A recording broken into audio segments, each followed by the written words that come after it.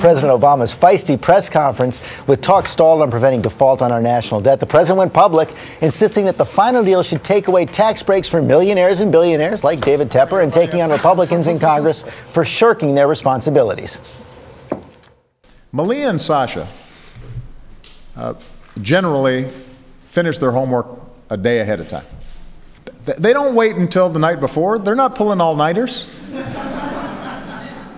They're 13 and 10. You know, Congress can do the same thing. If you know you've got to do something, just do it. And with that, let's bring in our White House correspondent, JakeTapper, who's in Chicago right now. And Jake, the fact that the president went so public is a sign of what an impasse there is between Republicans and Democrats over this debt right now. And you're in Chicago because you're talking to former President Clinton, who didn't sound all that optimistic in the short run either. No, he didn't. Former President Clinton is here with his Clinton Global Initiative, which for the first time is exclusively trying to bring jobs here to the U.S. And we started in our exclusive interview talking about the president's press conference, talking about President Obama's showdown with Congress over the deficit reduction talks and Republican opposition to any tax increases.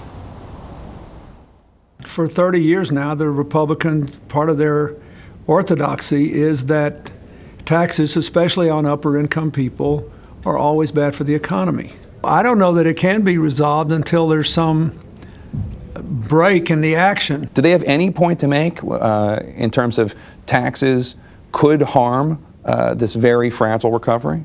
Sure, today. What I'd like to see them do is agree on the outlines of a 10-year plan and then agree not to start either the revenue hikes or the spending cuts until we've got this recovery underway. CGI America is focused on job creation here.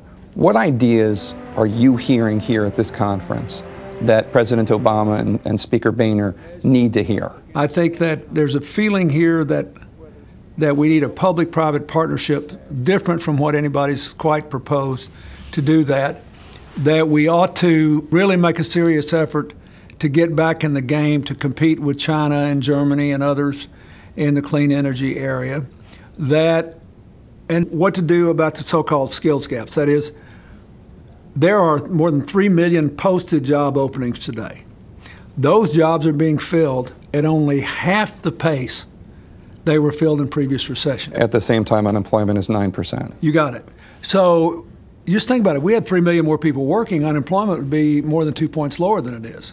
And America would be in a very different place psychologically. Why should an American going to the voting booth next year, next November, pull the lever for President Obama if he is not better off and the country is not better off than they were 4 years before?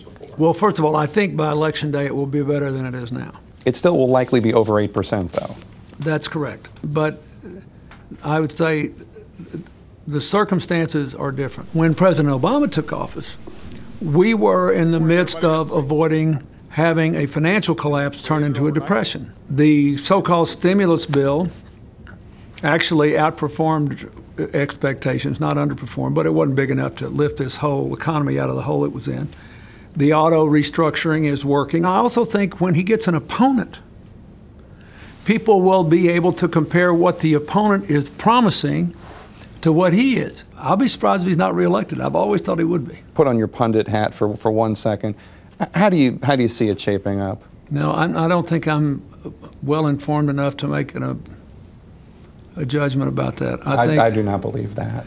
You know, the ones I like are the ones that you think are more moderate, because I think they're a little more connected to the real world, and I think they'd be formidable. I think. But I'm afraid if I say anything nice about them, they'll lose for sure. John Huntsman? I think he's quite an impressive man. He's refreshingly kind of unhidebound, comes across as non-ideological. Conservative, but non-ideological, practical. Governor Romney's doing a better job as a candidate this time than he did 4 years ago. Comes across as more relaxed and more convicted about what he did do, less willing to just be forced into apologizing for it. I'm not surprised by how well Michelle Bachmann's done. I've been watching her speak. She comes across as a real person. All those foster children she's taken in, and children she's raised, and the work she's done. There was one topic the former president was reluctant to discuss: his eagerness to be a grandfather. The less I say about it, the better. Don't want to jinx it? I don't want to jinx it, and I don't want to interfere with it. I just, one day, hope I get to be a crotchety old grandfather and have a lot of fun on the floor playing with kids, but that's not up to me. The former president also weighed in on his feelings on his adopted home state of New York, legalizing same-sex marriage. We'll have more for you on that, George and Robin and everyone else, on World News and Nightline.